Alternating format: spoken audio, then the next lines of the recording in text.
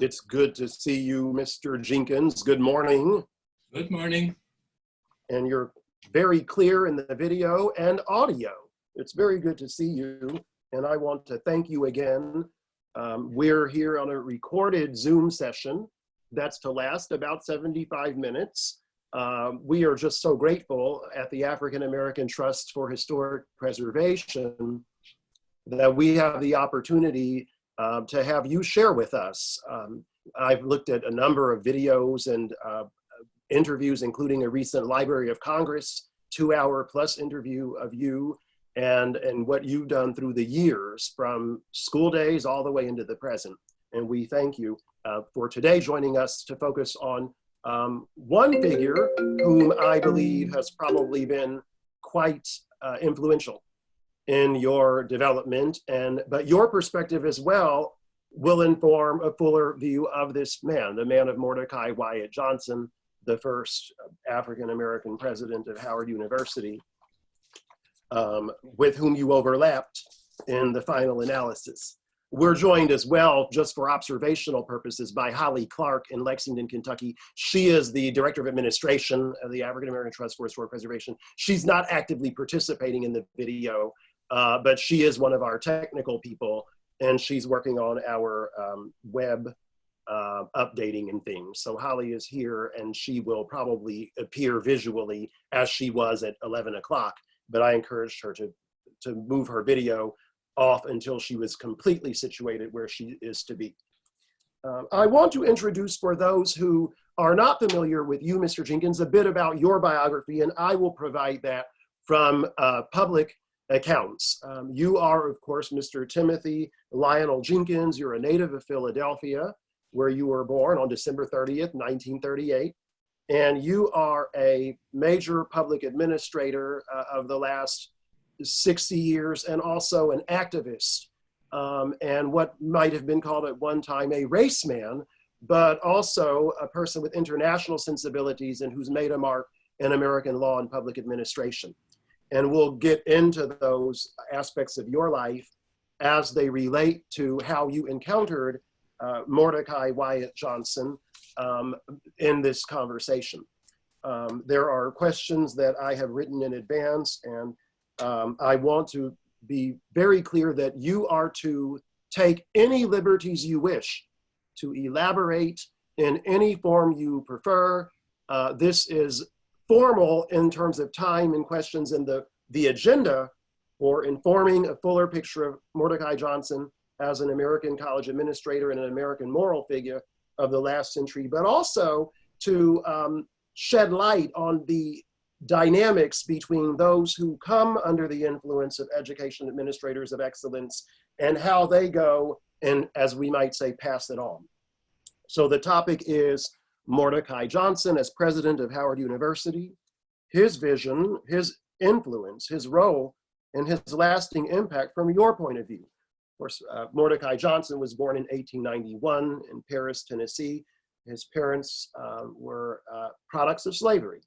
And Mordecai Johnson went on to Morehouse College and Harvard Divinity School and became the first Black president of Howard University, where he served from 1926 to 1960 and led the divisions of that university to accreditation and to excellence in recruiting students.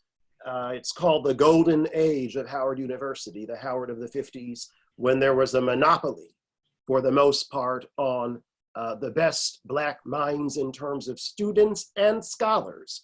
And in that milieu entered the person of Mr. Timothy Jenkins. The first question is that you entered Howard University from a certain kind of integrated educational background out of Philadelphia. So explain for us a bit about your early years prior to Howard, your family. You were the youngest in a large family. Your father was an independent entrepreneur, and how these factors led to your development as an excellent student, a competitive student, an athlete who chose Howard University and whom Howard University chose. When I was a student at Central High in Philadelphia, a recruiter came through from Howard University, and he was interviewing students to see whether they would be interested in considering Howard as a place for higher education. And when he came, he was introduced to us as a person who also had the ability to provide some scholarship assistance.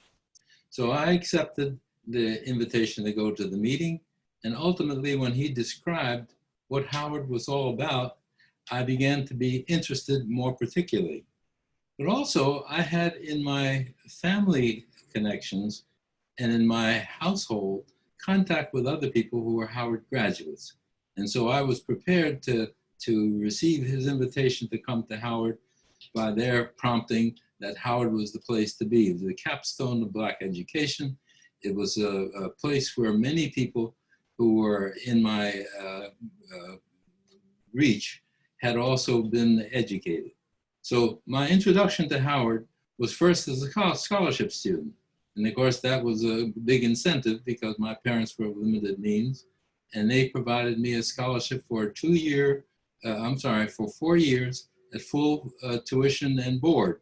There were some supplements that had to be made, of course, for living expenses, but that's what brought me to Howard, and I'm glad that happened in the timing that it did. For our younger viewers, it's always important for me to explain the way American life was set up in the first half of the last century. And your parents, you said, were of limited means, but correct me if I'm wrong, because your father had his own business as a barber, your mother was a homemaker, which many mothers were. Nevertheless, you, for the most part, came out of what might be described as a more middle-class sensibility. Your grandfather had been big, a major figure in the AME Zion Church, the Freedom Church of Frederick Douglass. And so it wasn't as if this was not an underprivileged in the cultural sense background that you were coming from at all. In fact, you were well equipped at University. It was University High School, Central High School in Philadelphia that you, yes. And so you were certainly looking at college regardless, probably from the time you were, as long as you could remember. Is that correct? Well, Elaine Locke, the first Black Rhodes Scholar, was also a graduate of Central High. And Dr. Benjamin Banning, who was chairman of the philosophy department at Howard, also was a graduate from Central High. So there was the tradition of Blacks going to Howard who had come originally from Central High. So I was glad to be able to follow in that tradition. Very good. I also want to park for a moment because, again, when we get into Mordecai Johnson, your experience, exposure, and thought will mightily inform the audience. So I want to stay a little bit more. I had read that one of your father's clientele, or at least someone who came to the barber shop, was none other than Raymond Pace Alexander, who to scholars of Black American lawyers is a legendary figure, as of course was his wife, the first Black editor of the Penn Law Review and who had a doctorate in economics from Penn. And they were kind of a power couple. But did any interaction with Raymond Pace Alexander, who was an extremely successful lawyer in Philadelphia and also a civil rights oriented person of the 20s, 30s, 40s, 50s, did his influence have anything to do with your eventual decision, which we'll get into, to enter a legal career? Well, it's significant to note that my father's barbershop was itself a lyceum for my education. It was located around the corner from the premier Black social club called the Pyramid Club. And the Pyramid Club was made up of all the doctors, lawyers, superintendents of schools, and principals, and business people of color in Philadelphia. And they were, because they were around the corner, they used the shop as a place for them to relax and kick up their heels and have conversations. And it was really in the barbershop that my education started. And it was in the barbershop that I met Raymond Pace Alexander, along with a number of other prominent Blacks in the law and otherwise.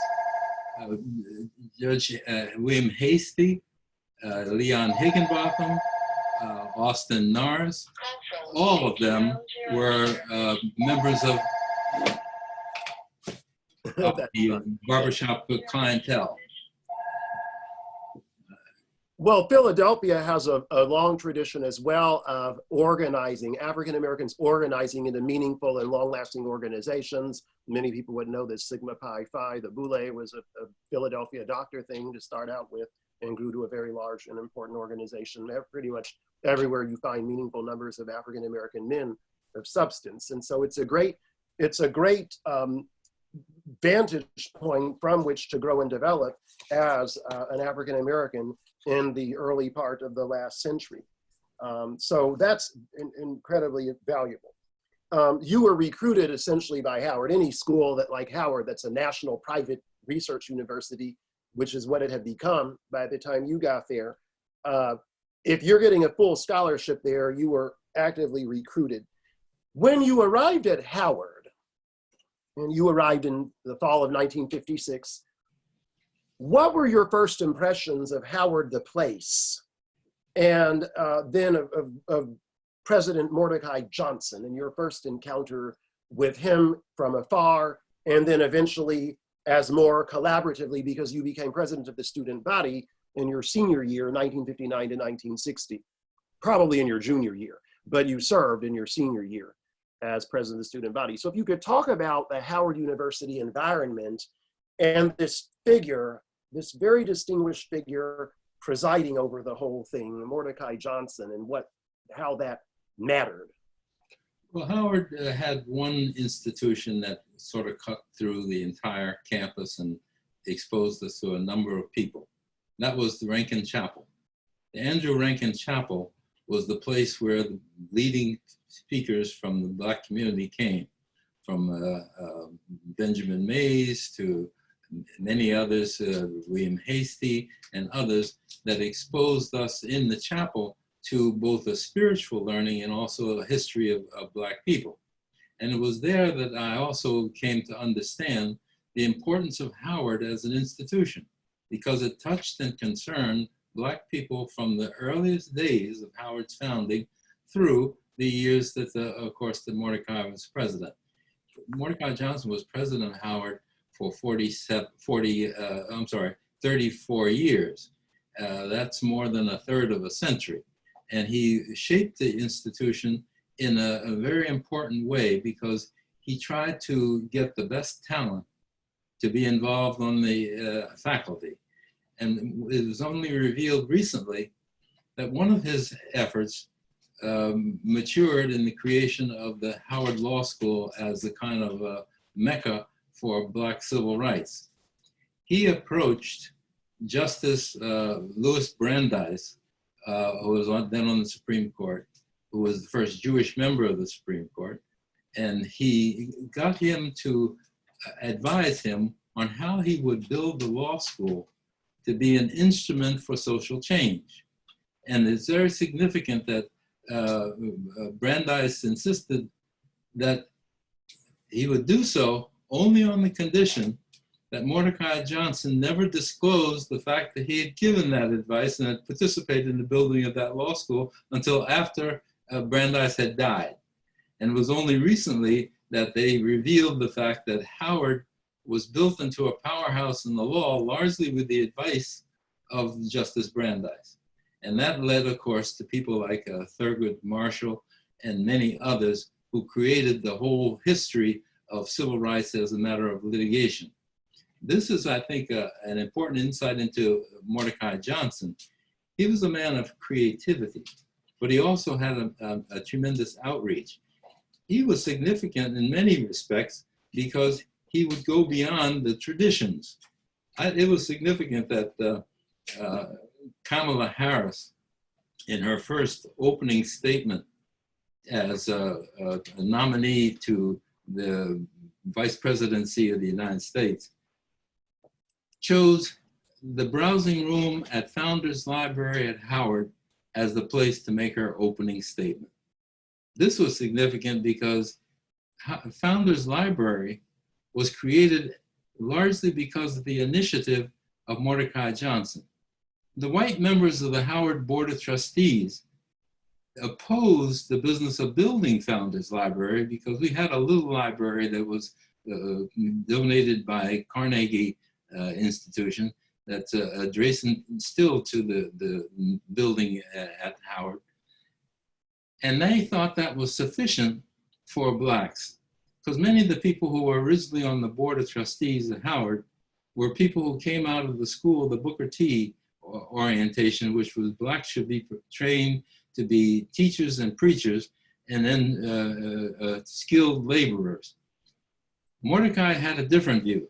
He thought that contrary to the original tradition of having the faculty built around theology, that it should be built around liberal arts.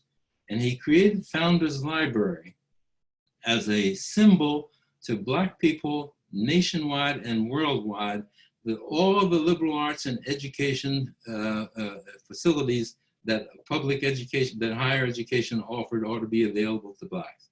So the fact that Kamala Harris chose to launch her campaign for the vice presidency from the browsing room of Founders Library, in my view, was an echo of Mordecai Johnson's vision of how Howard should stand in the face of the nation and the world.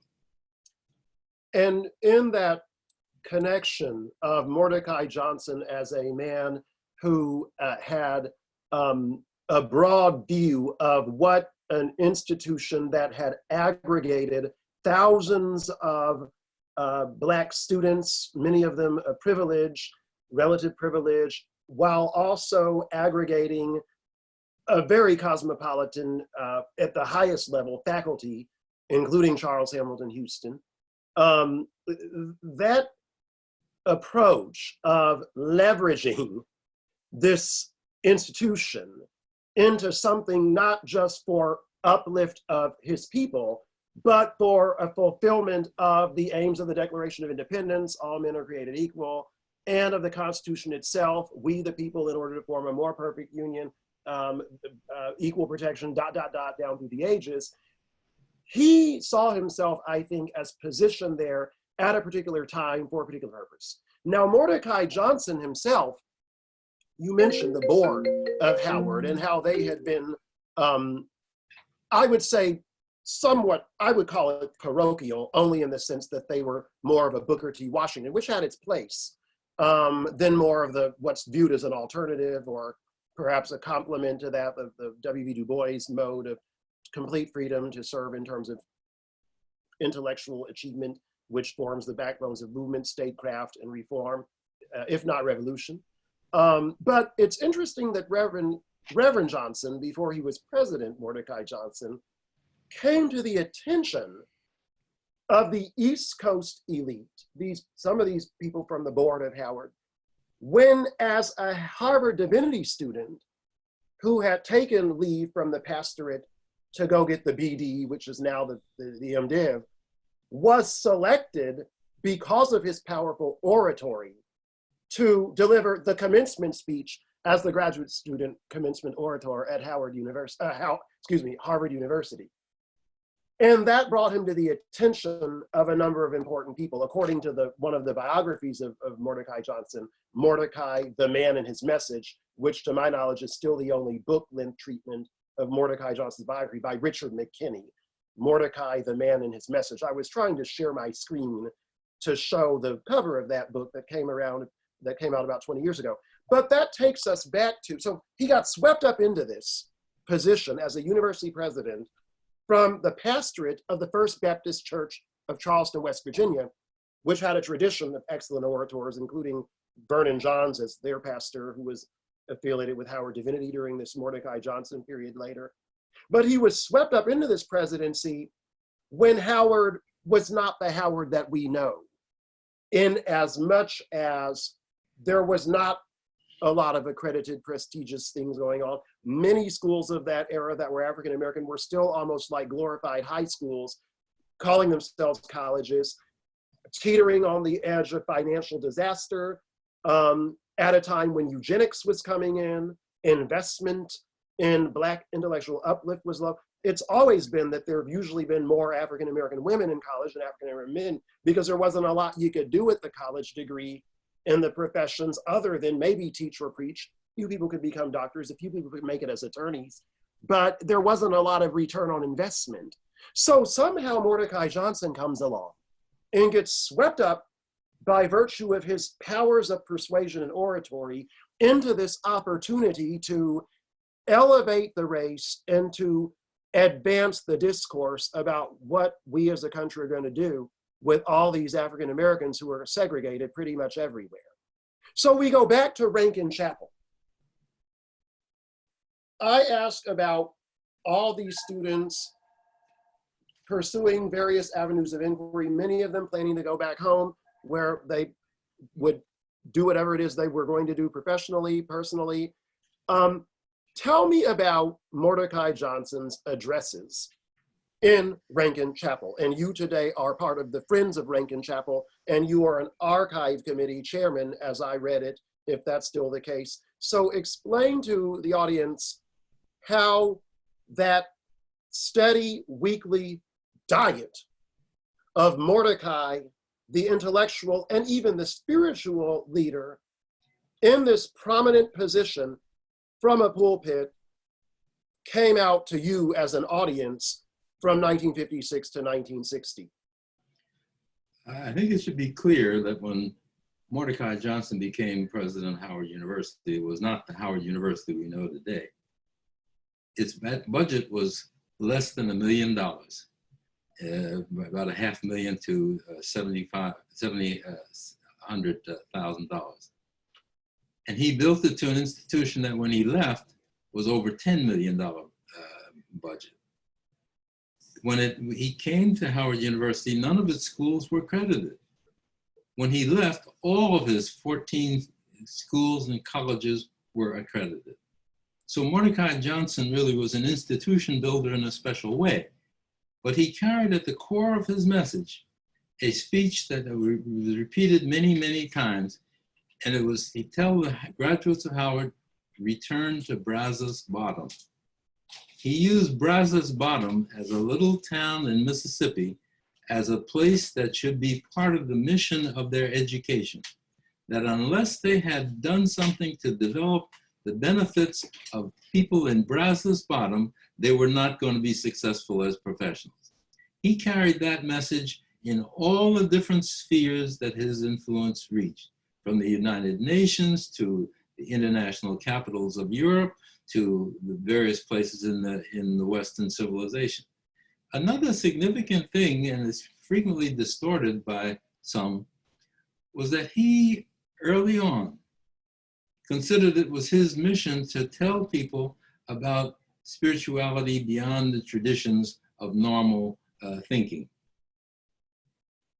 It is some people's attention or contention that Dr. Martin Luther King learned of nonviolence from Kierkegaard and from other people from European orientation. But the fact of the matter is that Mordecai Johnson was the first person to tell Dr. King about nonviolence and the life of Mahatma Gandhi. I had been saying that for a long period of time because Dr. King had told me that is when I was in conversations with him. But it wasn't until recently that I discovered that he had also memorialized the fact that he heard of nonviolence from Mordecai Johnson in the library in Atlanta. In the library in Atlanta, in the Martin Luther King Library and Complex, he gives credit to Mordecai Johnson for the instigator of his thinking about nonviolence. He was in Philadelphia because he was a student at Crozier Theological Seminary, which is in Chester, just outside of Philadelphia. And he used to come to Philadelphia from time to time, and he visited a place called Fellowship House. And Fellowship House was a Quaker settlement that was used to teach people different skills that they needed and also to provide for spiritual development. He became an avid follower of Fellowship House. And in fact, when I was a high school student, I became involved in Fellowship House. And in Fellowship House, we learned all the principles of satyagraha, the use of nonviolence and soul force. And that was a foundation that Mordecai Johnson brought to Dr. King. It was not from Kierkegaard. It was not from a bunch of European theoretical people that he learned about nonviolence, but it was from Mordecai Johnson. He also gave the students there a perspective that was different than that which would normally be available in a theological seminary, because Mordecai Johnson was a person who appreciated theology in a broader context than just Christianity. And the fact that he lifted up Mahatma Gandhi, who was a Hindu, as a moral icon is significant because that showed his global view to life.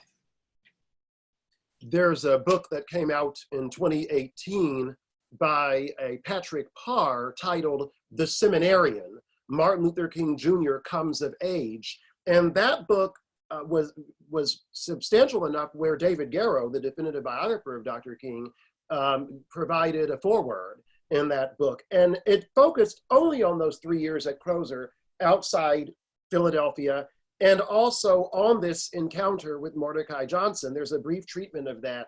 And there's some new research coming out by a Patrick Duff, primary research that has identified that the actual speech affiliated with that Quaker house, and in relation to that, which is why Mordecai Johnson was in Philadelphia, and where Dr. King first met personally Mordecai Johnson, who was also a Morehouse man like Dr. King.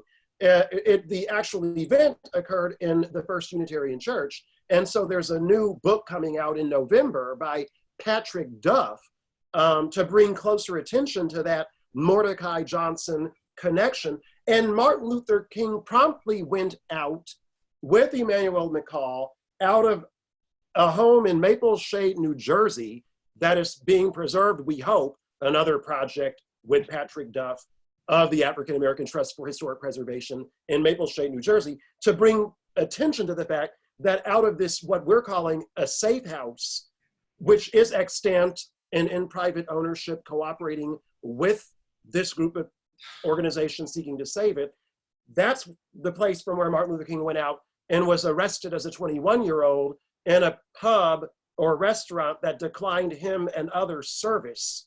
And they got arrested and pushed the civil rights laws. And it wound up not really going far, but it's regarded as Martin Luther King's first public opposition personally in terms of civil disobedience to Jim Crow. And it happened outside Philadelphia under the influence, temporally, certainly, and philosophically for sure as well, of Mordecai Wyatt Johnson. It's said that he would address the students in Rankin Chapel weekly and would speak and could speak for as long as he wanted. And the audience would be rapt. People would not want to leave when President Johnson was holding forth. Now, you rose to the presidency of the student body just in time for what would be also President Mordecai Johnson's last year, the capstone of his 34-year tenure and of your 4-year term at Howard University. I read and watched in one of the interviews where you had a dialogue, you had regular dialogue as president of the student body with the president of the university. Describe your personal relationship with President Johnson at Howard. Well, I must say that it wasn't a constant dialogue, that it was something that I used as an opportunity to get to the presidency. He had Dr. Johnson had a secretary, Miss Newman, who would never put students on the president's agenda. And so I found, however, that I could intervene and catch Dr. Johnson on his walk from his house, which was at 4th and Howard Place on the campus, to the offices of the administration on Howard's campus at 2400 Fairmount Street. And I used to catch him as he would walk from his home to his office. And it was there that I caught him and raised with him the problem that I was having as student body president. We had, during the 1960s, voted to give a portion of our student fees and the treasury of the student body to underwrite a conference to inaugurate the creation of the Student Nonviolent Coordinating Committee. And the Dean of Students vetoed our use of student funds for that conference, saying that was an off-campus activity and therefore couldn't be used for student funds. I found that that was contrary to Dr. Johnson's perspective, because earlier, Dr. Johnson had been a defender of students who sat in the 1940s and 50s at the cafeteria at the House office building. And he had refused to expel the students, even though the senators and congressmen from the South insisted that he expel those students on pain of possible losing their federal appropriation. But he stood fast and he allowed the students to stay. And so I knew his feeling on the business of student initiative was strong. I told him that Armour J. Blackburn, whom now has the name on the Student Activity Center in Howard, that he had vetoed the use of our student funds. Loretta? He had, oh, I thought it blanked out. He had vetoed the use of student funds for the convening of the SNCC conference. He reversed that decision on the spot and communicated that to Armour J. Blackburn before 12 o'clock noon on that day. That was the opening of our real interaction and relationship. He invited me to his office. He allowed me to come whenever I felt like it, and that he would allow me to bypass his secretary, Ms. Newman, who was the gatekeeper to keep students out of his office.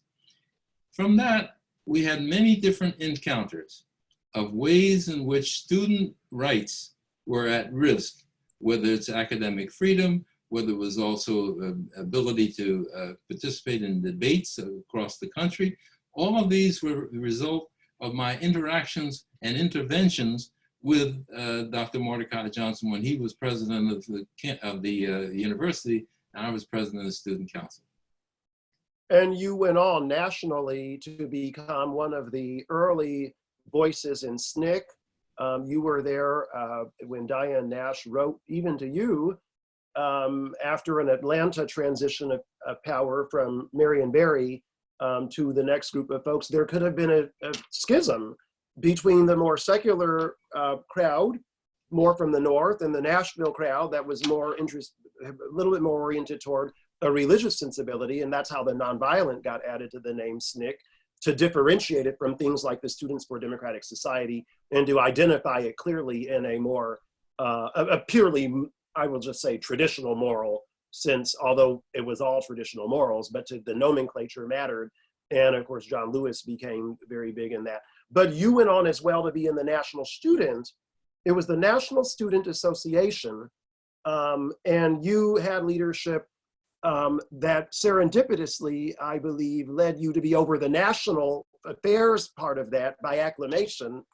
You had wanted to be over the international part, but we later learned that the CIA had thrown some wrenches in the organization, attempted to keep you out of that. But it turned out that the sit-in started picking up, so your position as the national affairs head put you in a wonderful, consistent march from these new ideas and these percolations of a toppling of Jim Crow by college students in connection with the more senior crowd and who had been with A. Philip Randolph and others. And so there you were, I think, while at Howard near the end, having a national role as well, knowing that you were backed up not just by President Johnson, because we're going to get into some of the other intellectual, like Professor Locke, because you are a philosophy major and a political science major. You already said that Professor Locke was the first Black Rhodes Scholar. He was something else.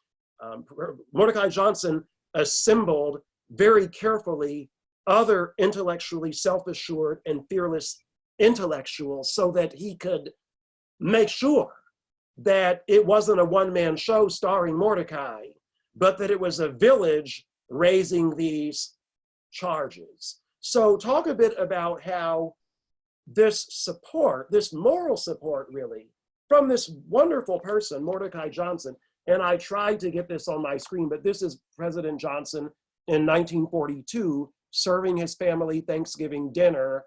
My apologies that the screen sharing is not as smooth as I had hoped, but explain your national work and back then, and then we'll get into the broader view of Dr. Johnson's influence and how you experienced and felt his reach on through your distinguished career for the next 50 years or more in public administration and higher ed administration, as it were. So first, you, SNCC, and the NSA.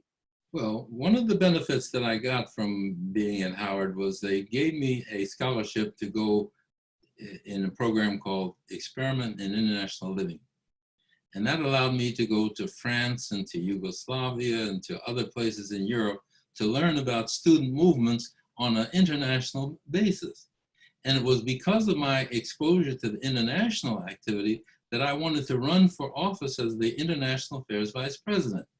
Little did I know that the CIA had people who were operatives in the National Student Association, and they came together to prevent me from becoming the International Affairs Vice President because they knew that in that position I'd be exposed to all of the financial underpinnings of the CIA in the student movement in the United States. So they got the body at the Congress of the NSA, National Student Association, to vote by acclamation to make me Vice President of National Affairs, to keep me out of the position of international affairs that would have exposed the CIA connection. Little did they know that I was elected in the 1960s when the sit-in movement exploded and allowed the National Affairs Vice President to be much more powerful and influential than the International Affairs Vice President, and was in the capacity as the National Affairs Vice President of NSA that I was able to mobilize campus support throughout the country at some 500 campuses to support the sit-in movement in the South. They never thought that being in the National Affairs Vice President would allow me to have that kind of political impact. But it was significant that I was able to do that because of the connection that I had with the NSA. National Student Association is not to be confused with NSA, National Security. Absolutely.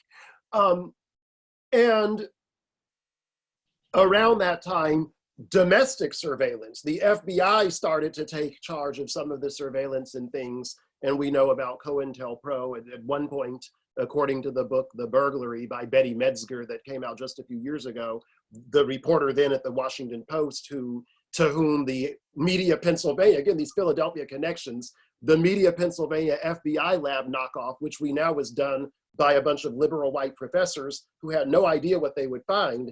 And in fact, that uncovered the COINTELPRO program. And thank God there was Katharine Graham who told Betty Metzger, you can run these stories.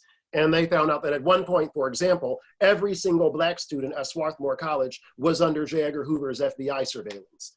And Kathleen Cleaver of the Black Panther Party would later say that they knew that they were being infiltrated and sabotaged because she said they would get fake letters like, sister girl, your man is dating white women, you know, and stuff like this. She said, this is not real. Like this. So they knew there was a frustration of the process, but she was surprised when it all came out at just how focused and how many resources the FBI, again, after the CIA, the FBI had placed on Black students and Black student organizations. So for the younger viewers, I want them to understand during the Cold War, McCarthyism attacked white scholars and white activists in the white labor movement.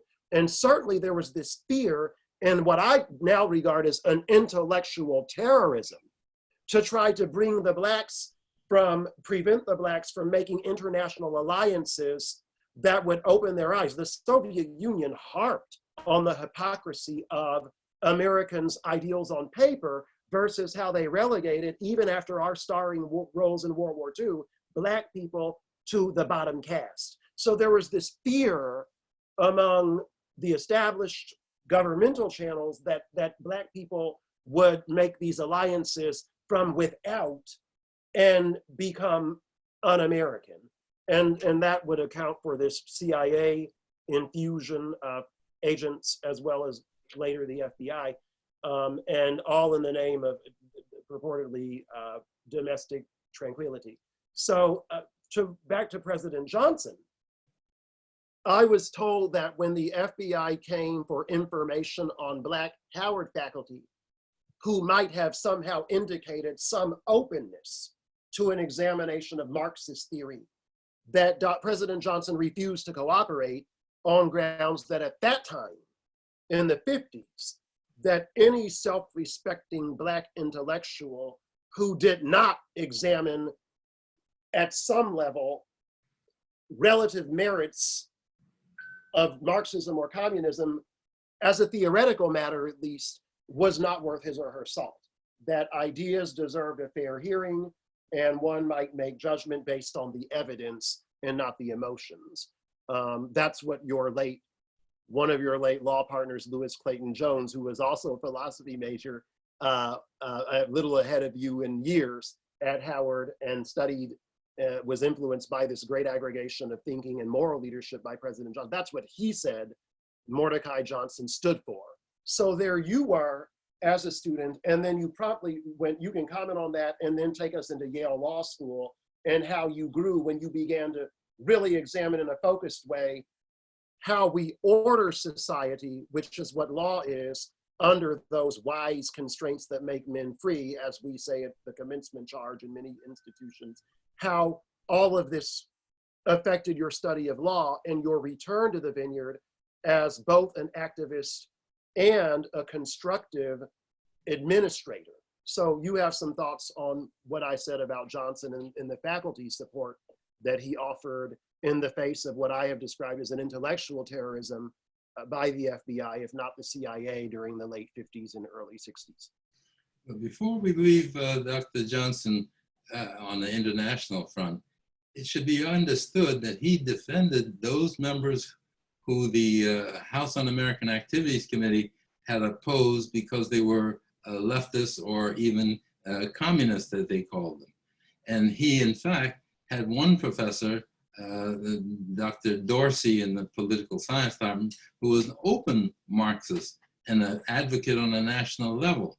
In fact, it was Dr. Dorsey who came to me when I was nominated to be a Rhodes Scholar, and he pulled me aside and said, "Do you know who Cecil Rhodes was? Do you want to give your name to him in being a Rhodes Scholar?" And that's when I withdrew my application, and it had been solicited by the chairman of the Rhodes Scholar Committee. I think it's also significant to understand that not only did Dr.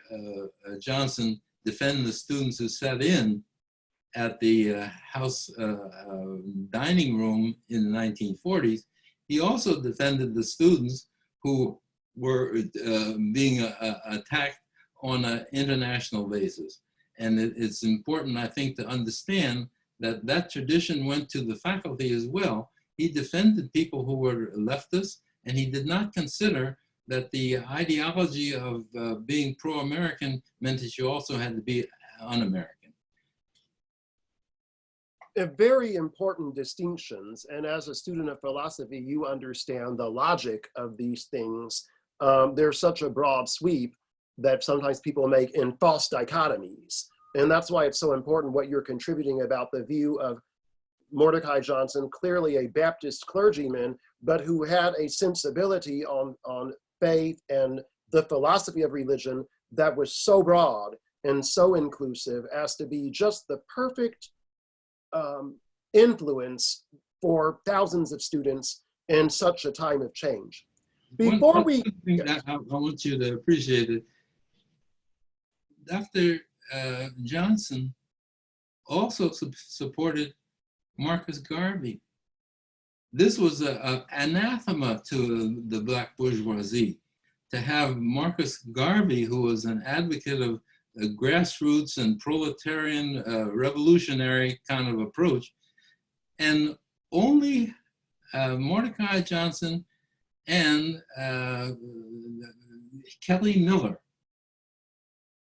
came forward to testify on behalf of Marcus Garvey when he was being accused of sedition and wanted to be expelled from the United States.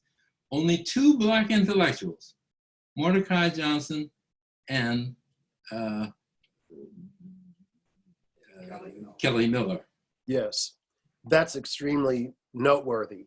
And that was part of the tension at Howard University, where so many students came from relative privilege, so as almost not even to kind of maybe care about what was. I always would teach my students that in Kentucky, where I'm from, where the state would pay your graduate education if you were Black, anywhere you wanted to go that was not Kentucky, in order to preserve segregation, so many teachers would go to Columbia Teachers College, which is where my father's high school principal had studied for graduate school, or Minnesota, where my father's math teacher got his master's. And then they would return to the South, back to segregation and teach. And I said, those are two reasons. One, the NAACP had equalized teacher pay. So you got paid for those degrees, what whites did, and in economies of scale, you were very well off. So the Black teachers have been were the backbone of the Black middle class and upper middle class way back. So that's one thing. But number two, for people in complete communities, even in segregation, they kind of had it good, if you will. They often weren't thinking about the white community, or some of these people, not much really about Black segregation, unfortunately. So this all had to come to an end through the work of those people who had, frankly, the intellectual capacity to understand the implications of these abrogations of liberty and justice for all. Therefore, for the people who were the most fearless, like Dr. King, like President Mordecai Johnson, and I will add you, and these other guiding figures in these organizations that change things for the better permanently. The YWCA, for example, that was almost a front organization for political activity, because as you've said, Christian was stuck in it, and these Phyllis Wheatley YWCAs and others often had a lot of excellent political activity coming before the movement really congealed in the 50s and 60s into a more unified approach with these civil rights laws, 64, 65, and 68, that were the legal edifice of the movement, which we're going to get to when we get to you now next at Yale Law School. But I just would like to suggest for our viewers that one reason the African American Trust for Historic Preservation is seeking to record these influences of Mordecai Johnson, one of the reasons is that there's not enough on him at all. There should be way more, even on Wikipedia, and we will contribute to that and join anybody else who wants to. But number two, there must be a realization that throughout all persons and all groups' histories, those who have been the most helpful to the uplift of oppressed groups have always been those with the moral backbone that can only come from a deep and broad intellectual understanding of what's really going on. And they're often way ahead of their time. So President Johnson was for Marcus Garvey before being for Marcus Garvey was cool. And if you will, to Black middle class people, which is kind of what the Howard thing was. But to their credit at Howard, they elected people like you as the student leadership, people who were aware of what was going on and who could help guide the thinking into the tumultuous 60s and give structure, frankly, especially from an interracial point of view, but also a Black sensibility that comes from a particular experience of segregation and of dreams deferred. So you withdrew that Rhodes Scholarship application, which I presume was to have been filed in the fall of your senior year. and you went on and focused instead on applying to law schools. You wound up at Yale Law, that's known, which I believe even then was the most selective law school, certainly is now by far. What law schools were you looking at, and why Yale? And how did all of this start to come together when you now turn your focus onto the study of the Constitution, law, social movement, statutes, legal realism, maybe even a little bit of Marxism, Marxist theory at Yale? How did that all come together in this Mordecai Howard thing, this student activity from a national and maybe your international approach that you were able to take part in at Howard, and then straight to the best place, I believe, for somebody like you at that time, Yale Law? How did that all come together, and what was Yale like for you, having been so equipped to learn in a different way? You had mentioned the name of Raymond Pace Alexander, who was, of course, the leading attorney in the Girard College case, which established the principle that nonprofit institutions could not have a tax exemption if they discriminated on the basis of race. That's the Girard College case out of Philadelphia. Well, Raymond Pace Alexander was a patron in my father's barbershop. And I used to hear Raymond Pace pace the floor and talk about the civil rights cases that he was trying in the courts as part of my high school and junior high school education in law and in sociology. I think it's also significant to note that among the different people who were part of that, there were a number of people who were patrons of my father's shop that also indicated the interface between class and race. I remember when I was in elementary school, I believe, or junior high, and I was seeking to take a young lady to the movies. And when I went to her home, her father called me aside in the vestibule and asked, "What does your daddy do?" And when I told him that my father was a barber, he said, "Don't darken my door again," and excluded me because he considered a barber to be a blue collar, a person who worked with their hands as opposed to a head, and thought that that was inappropriate for his daughter. His daughter later went to Howard University and flunked out when I was made student body president. Mm-hmm. I think it tells what goes around comes around. And what I think the fact of the matter is that Howard was a melting pot of class as well as a melting pot of people. And it also had an integration with women as leaders in the university community. Dean Sadie Yancey, who was Dean of Women, the head of the health department at Howard was a woman. And Mordecai Johnson was very active in the Young Women's Christian Association. And the YMCA and the YWCA became part of the backbone of the student movement. And people like Ella Baker, who were active in the YWCA, became active in the student movement. And Ella Baker, of course, became the den mother for the creation of SNCC and became one of the powerhouses. I was delighted to hear that when the Democratic nominee for president made his opening speech, he referenced the statements made by Ella Baker as part of the text of his remarks. That was what decided that I would support him in his candidacy. Mm-hmm.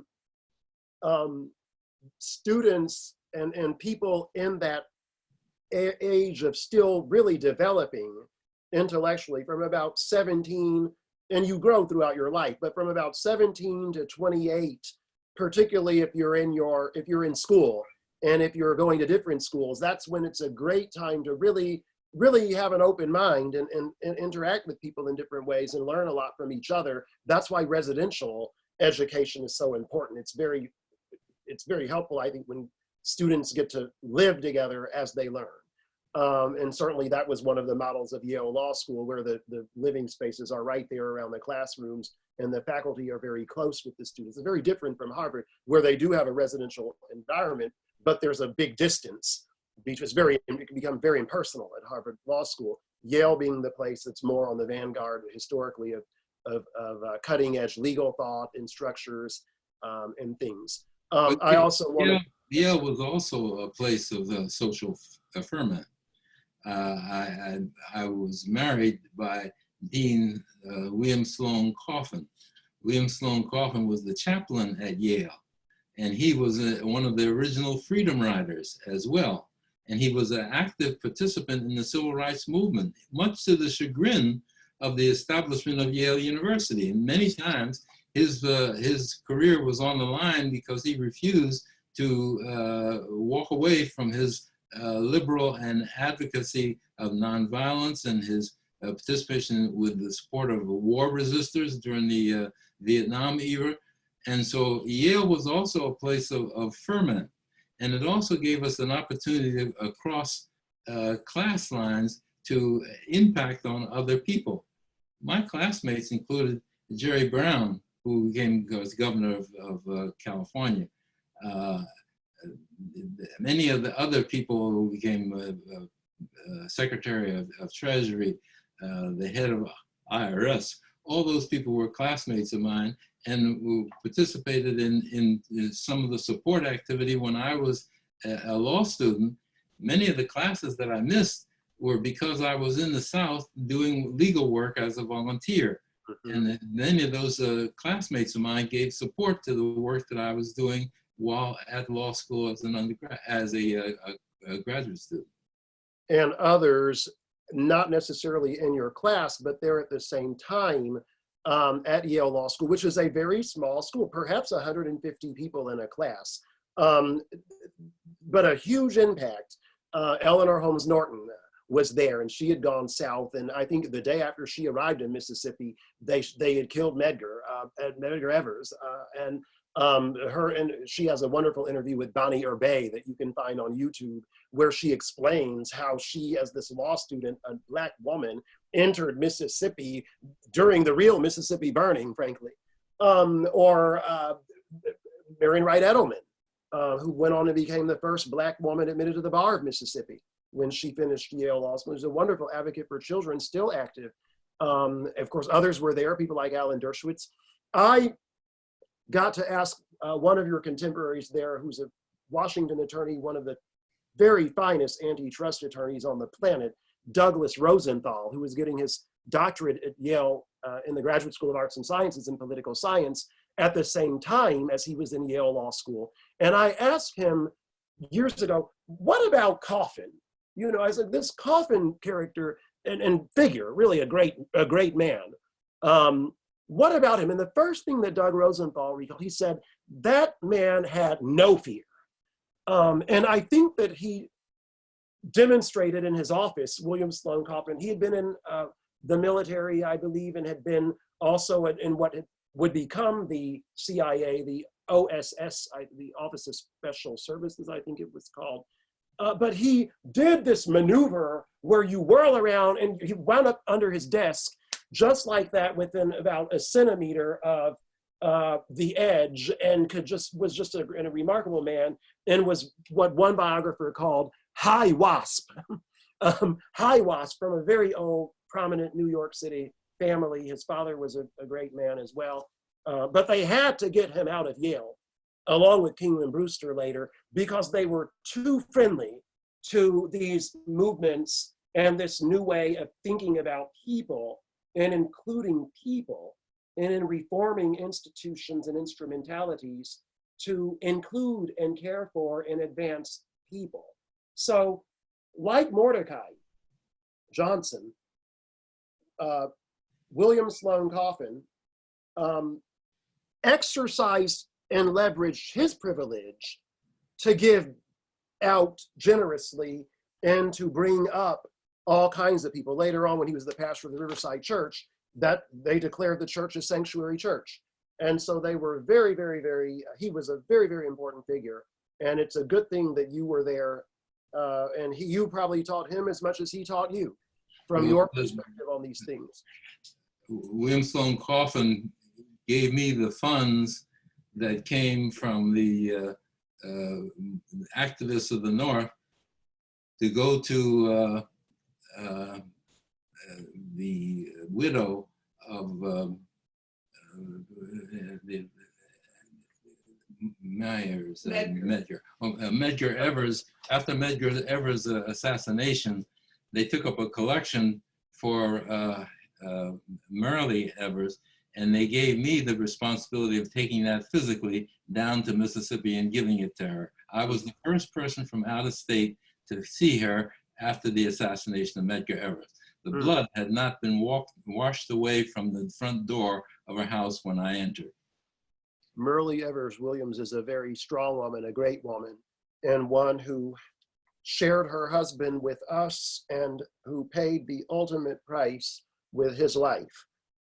We perhaps should have a Gettysburg Address devoted to the freedom riders and others who interposed there to change the armpit of American apartheid, Mississippi. Let's go to Yale Law now. You vocationally are and were and have been an attorney. Talk, if you will, about how the study of the law led you to continue in this vein of qualified rebellion, but constructive reform at the same time. Well, I was exposed to the social relevance of the law from the earliest days. As I mentioned, my father's barber shop was a lyceum for me. People like Austin Norris, who was one of the early Black graduates from Yale Law School. He was the partner of A. Leon Higginbotham, who was one of the Black judges in the Court of Appeals and the first Black to be on the Federal Trade Commission. I was exposed to, of course, to Raymond Pace Alexander, who was one of my father's clients as well. All these people, and Cecil B. Moore, not forget him. Cecil B. Moore was the thorn in the side of Roy Wilkins at the NAACP, because Cecil B. Moore was the president of the Philadelphia chapter of the NAACP, and he insisted that they should be supportive of the sit-in, not opposed to them.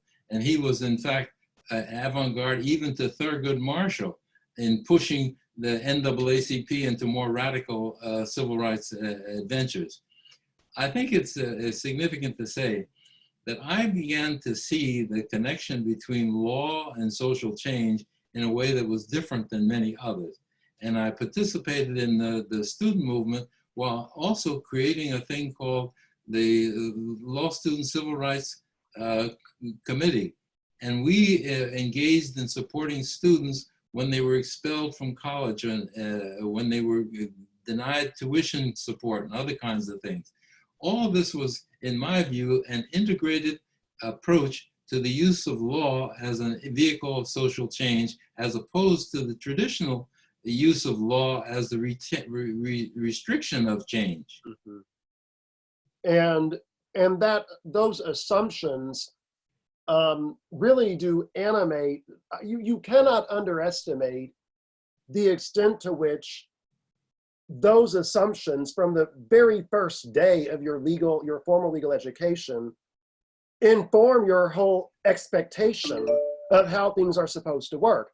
And in that regard, at Yale, it's jurisprudence and design. At Harvard, it's public policy. That's the emphasis, which is very much related.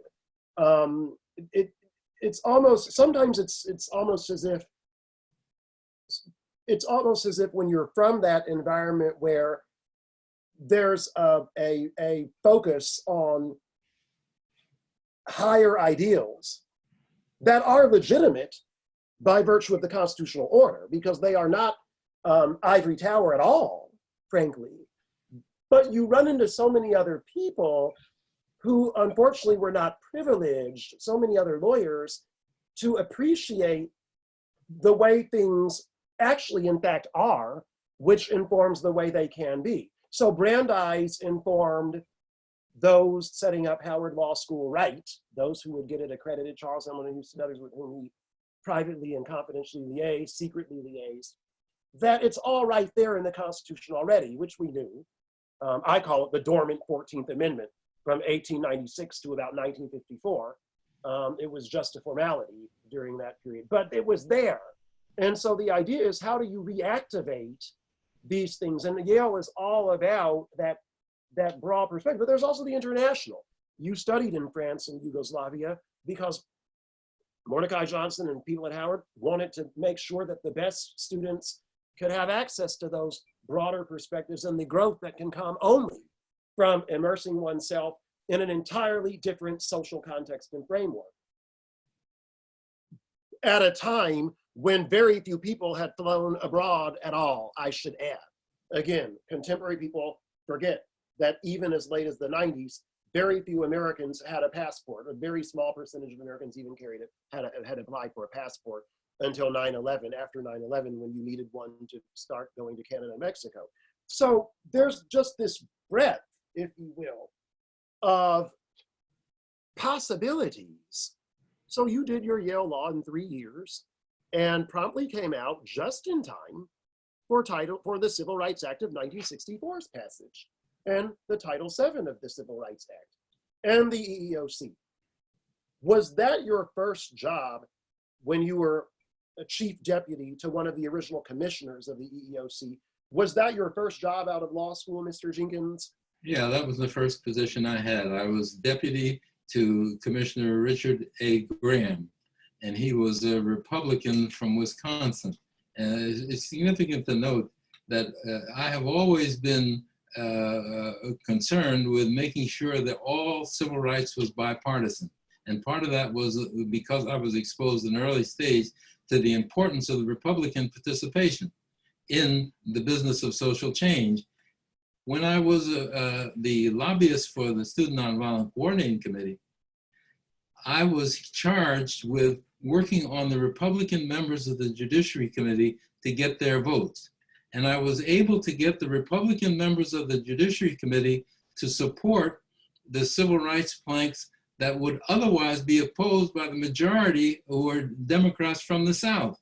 And it's significant to note that we would not have a civil rights bill of 1965 Voting Rights Act if it had not been for the Republicans that I was able to get to vote in the committees to get it out of committee. Now, many of them said that I'll vote for it to get out of committee, but I'll vote against it on the floor. And that was the kind of way in which we had to nuance the way in which we approach politics and civil rights.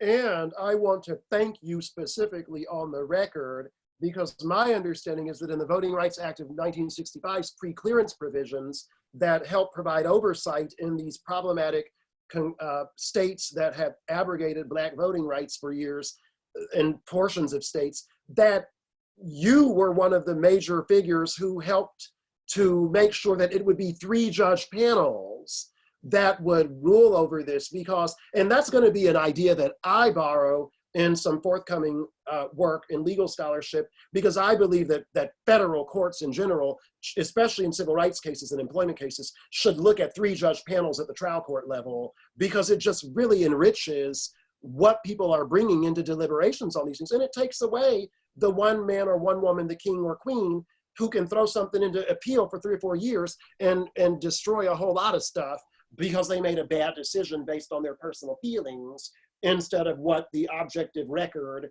and the law and the statute, through the statute, requires. So I want to thank you for the 3-judge panel, especially idea that I hope over the next 50 years is going to be part of a broadening. The other thing about a 3-judge panel is, although back then nearly all the judges were white men, nearly all of the judges were white men, with a 3-judge panel, you can actually diversify without having to actually diversify the whole pool, because the likelihood of getting a woman now, or a minority of some kind, or someone with a different practice perspective, it will increase with 3 instead of 1. So I think that was an ingenious and very efficient approach. Tell me, you have a comment on that. Well, I want to make sure that I disclaim any ownership over the 3-judge court.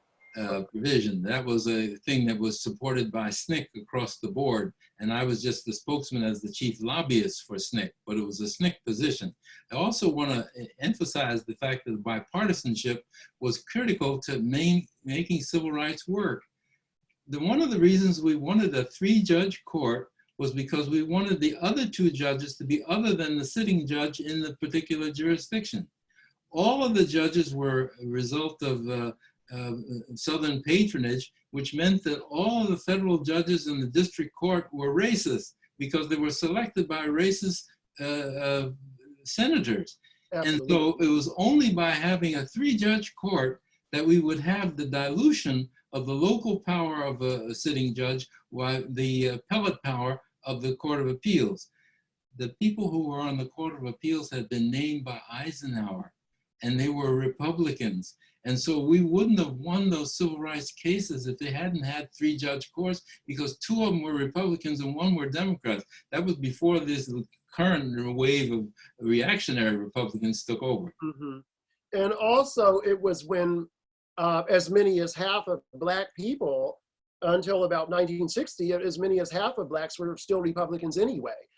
So Robert Bork, who I believe was a professor when you were at Yale Law School, Robert Bork wrote one of the ideas in his book, Slouching Toward Gomorrah, which has a thesis that's focused on something other than what we're talking about. But a major theme I took away from that book is that before the 60s were over, there were particular public issues that were not identified with any particular party. Civil rights and abortion, he claims, were not associated with the Democratic or Republican Party necessarily. Yeah, race might have been a little more liberally oriented with integration because it seemed like social experimentation. But his view is that you didn't know necessarily by knowing someone's partisan identification that they were automatically opposed to the Civil Rights Act of 64, Voting Rights Act of 65. In fact, Richard Nixon in the 50s was for the Civil Rights Bill, and John F. Kennedy in the 50s was against it.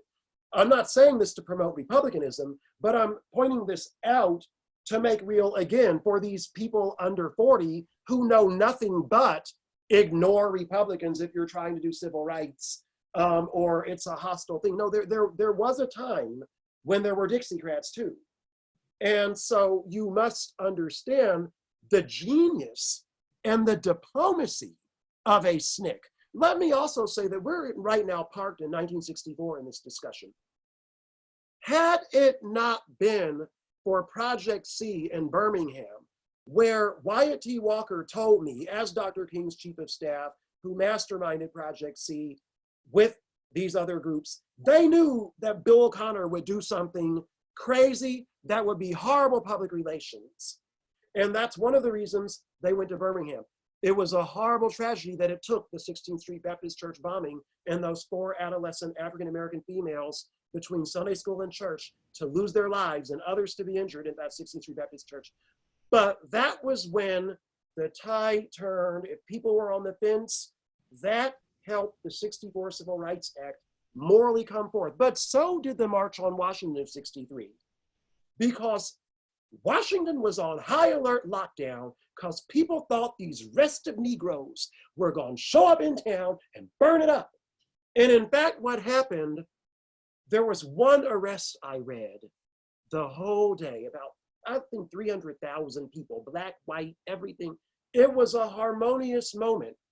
Now the FBI, according to the book, The Bystander, that's really a hit job on JFK, claiming that he's separate, but it's a good book, The Bystander. According to that book by a British historian journalist, they were always afraid that James Foreman or John Lewis would go off script and turn radical on the podium. And so the FBI had a backup plan. They had a phonograph at the end of the stage on the ready, and if John Lewis went off or Foreman, they were going to hit the button and it would be Mahalia Jackson, a recording of her singing "He's Got the Whole World in His Hands" to drown out the rest of it. And it didn't have to happen.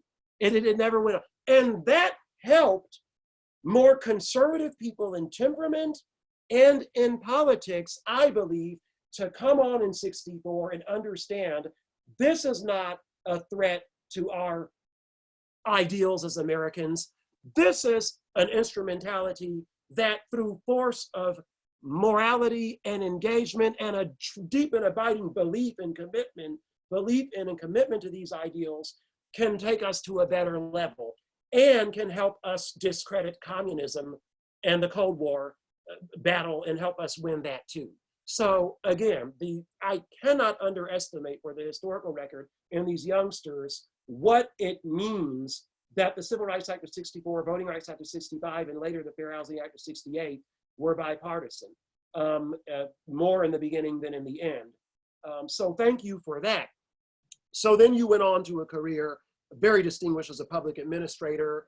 I'm just going to completely fast forward. People, I encourage the audience, as we're at 75 minutes, I have a few more minutes to wrap this up because we didn't get to every one of the questions. So I'm going to encourage people to go to Wikipedia and read about Timothy Jenkins and read about his work over those years. And you can infer, now that you understand the intellectual influences on him, particularly through Mordecai Johnson's orbit, how that might have impacted Mr. Jenkins and us. I will take personal privilege and point out that between your time as UDC interim president of the University District of Columbia, which I want to ask about as the last question on your career, leaving out a bunch of gaps there in decades, but I do want to point out that in 1968, Timothy Jenkins joined other outstanding Black attorneys, who at the time, many of them young attorneys, in forming the National Conference of Black Lawyers, which was really a activist organization with an intellectual bent toward liberation, defending Angela Davis, etc. Lennox Hines, the Rutgers professor emeritus of law, is still with us, who was very active in her and anti-apartheid work. But it was the non-careerist organization. Yes, people were concerned with their careers, but the foremost priorities were Black liberation. And it happened in '68. Timothy Jenkins was there and involved as an original member, correct, of NCBL, and remains a member of the DC chapter, which I have the privilege of co-convening. That's how I came to meet Mr. Jenkins. And I'm very glad that this organization is extant and has vibrant chapters, and we will be building it up as you all have done for years. But I want to ask about, if you can comment on that, but I really want to know about you in your role as a college administrator, decades after Howard, how Mordecai Johnson might have informed from the grave, because he died in '76, your leadership of the University of the District of Columbia, where you were able to get some things done to put that public institution on a more firm footing. Well, the University of the District of Columbia is a land grant institution. And that has significance, because that means it's supposed to be an instrument for the advancement of the people. Land grant movement swept the country and created a number of colleges and universities that are the counterpart to the Ivy League kind of universities that were focused on the elite. And I also think it's important that in the District of Columbia, people need to understand that the University of the District of Columbia is a vehicle for them to educate their youngsters at a lower cost than almost any other educational institution in the region, and also with a faculty that is integrated in a real substantive way, ideologically, racially, and by gender. I think it's significant, and people ought to appreciate that. Is their university, not somebody else's university. Yes, and that is a very inclusive message yet again. And I'm going to close with just two more questions, and we will have covered everything I had on the agenda, though not in the particular order. This has been wonderful. You are in possession of memorabilia, I'll call it, from President Mordecai Johnson's last, I think it was the baccalaureate address, that was a powerful admonition in 1960, right on the cusp of that transformative decade, that talked about the challenges and obligations coming. That speech has left an impact on you. Talk about that and what that was about as we now in 2020 stand in the midst of another huge social reckoning on race? Mordecai Johnson was not just a preacher, he was a philosopher and he was a clairvoyant. He saw the future as well as the past as being a seamless connection. And one of the things that he was able to do in his final statement as the president of Howard University is to predict the amalgam between the Dixiecrats and the right-wing Republicans. And he said that they should be put together in a fascist state and labeled as such. That's Mordecai Johnson in his departing year as president of Howard University. I understood that the mission of a university was more than just to educate people to read books. It was also to make the state a better place to live and to use their power of intellect to change institutions. One of the things that I was able to avoid as a lawyer was to understand that my professional career was not to just maintain the establishment and the status quo, but to also be a vehicle for change. And I'm glad to say that the University of District of Columbia was one of the vehicles that allowed me to help impact the educational change in our hometown. As Dr. Charles Hamilton Houston taught when running the Howard Law School during the Mordecai Johnson era, a Black lawyer should be a social engineer. And if you're not, you're really a parasite. And particularly a strong Black lawyer, well endowed with the best education and wonderful experiences like you had. Thank you for giving of yourself. I'm going to close with words that are familiar to you. I'm going to read a tribute written on the passing of Mordecai Johnson by Lewis Clayton Jones, who, like you, studied at the, oh, wonderful, that's the picture. That is, Mr. Jenkins is holding up the very, that picture so embodies President Mordecai Wyatt Johnson and his deportment, his demeanor, and his, you can see the piercing thought, and just a wonderful, great man, what I believe is the greatest college administrator of the last century, given what he had to work with going in and what he left going out in 1960. So bring here it in, I offer a please, counselor. Bring it into view, please, the picture if you can. Yes, I will. Oh, if you could just push it a little closer to the camera, Mr. Jenkins, and lift it up a bit. Very good, very excellent there, excellent, thank you. And I will close with just a tribute to Mordecai Johnson, and that's good, Mr. Jenkins, you can put that down because I'm gonna share my screen and I'm gonna share another philosophy graduate of Howard and Yale Law School, Lewis Clayton Jones, a native of Lexington, who happens to be my late uncle, and your former law partner, Mr. Jenkins, you and he together, and other Howard philosophy folks, as I understand it. I'm going to read what's known to you, and that is the tribute to Mordecai Johnson, written by the late Lewis Clayton Jones on the passing of this giant of American higher education, of American philosophical ordering, really, and of justice and righteousness for all. And it is a tribute to Mordecai Johnson by Lewis Clayton Jones. For those of us who came of age in the 50s, the death of Mordecai Wyatt Johnson, former president of Howard University, marks the end of an era. Mordecai, as we affectionately called him, was born in a wooden shack beside a railroad track in Paris, Tennessee, only 27 years after the signing of the Emancipation Proclamation. From such beginnings,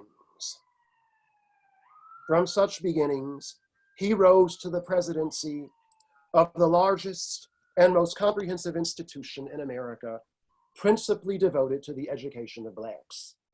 If he had done nothing more, his place in history would be assured. But Mordecai was more than a capable administrator. He was unquestionably the premier orator of his time. His sermons in Rankin Chapel were always 2 hours in length. At the end of the first hour, he would pause for a sip of water and invite those who so wished to leave. One never left. As an eminent theologian, he had an abiding faith in the moral order of the universe. It was from that creed that he derived his optimism for the future of Blacks in America and for the future of mankind in general. Mordecai, by virtue of education, experience, temperament, and style, was the consummate patrician. At the same time, he was a disciple of Mahatma Gandhi long before the world was blessed with the birth of Martin Luther King Jr. His commitment was always to the little people of the world and to the proposition that the wealth of the world should be shared equally by those who inhabit the planet. Certainly, those of us who were privileged to know him are indebted to him for who he was, but we are even more indebted to him for what he did. During his presidency at Howard University, Mordecai Johnson assembled the greatest single aggregation of intellect and scholarship that Blacks in America have ever produced. It is for that reason that his death marks the end of an era. One who cares about the self-concept of Black youth observes with regret that future generations of Black students will never again be exposed in a single place at the same time to so consistent a display of excellence of intellect and education as was assembled by Mordecai Johnson at Howard. In medicine, law, liberal arts, and social sciences, the students of Mordecai Johnson's era were exposed on a daily basis to some of the best minds in the world. The fact that most of them were Black was so incidental as hardly to be noticed. Black studies as a separate discipline was unheard of. One simply studied anthropology with Leo Hansberry, literature with Sterling Brown, law with William Hastie, drama with Owen Dodson, medicine with Charles Drew, history with John Hope Franklin, the classics with Frank Snowden, French literature with Mercer Cook, philosophy with Alain Locke, and sociology with E. Franklin Fraser. Bright young men and women were nurtured in their respect for scholarship and learning as instruments of social change by historians like Harold Lewis, philosophers like Eugene Holmes, and political scientists like Emmett Dorsey. In those days, Howard was a place where all ideas were permitted a hearing, subjected to critical analysis, and accepted or rejected on the basis of evidence. Lacking sufficient evidence, one learned to suspend judgment. An ironic side effect of the demise of the Black university is the concurrent demise of the Black scholar class exemplified by W.B. Du Bois and Alain Leroy Locke. The Black scholar of the Johnson era was a creature of a segregated racist society whose only satisfactory option was the world of the university. In contemporary America, as opportunities in business and the professions expand, the best minds are understandably committed to the pursuit of economic security. Unfortunately, many, if not most, of the current Black intellectual elite are never heard outside a corporate boardroom to which they have been summoned to justify yet another act of corporate barbarism at the expense of the Black masses here and abroad. One hopes that a substantial percentage of the present generation of Blacks will be sufficiently secure financially to devote themselves to the life of the mind, for it is only from those ranks that the Black masses can expect leadership based on something more than emotion, faddism, hunches, headlines, slogans, and ignorance. The ultimate achievement of Mordecai Wyatt Johnson is that he provided the environment in which Black scholars of future generations might judge themselves. For that, Black people around the world shall forever be indebted to him. That's Lewis Clayton Jones. And I add on this day, September 17, 2020, Mr. Timothy L. Jenkins, Esquire, thank you for choosing to come into that orbit and in your own transformative way to carry forth this mission and this excellence and to have to be leaving for us a profound example of how to make the country and the world a better place. Thank you, Mr. Jenkins, for your time and for what you have done and what you are doing and what you are yet to do.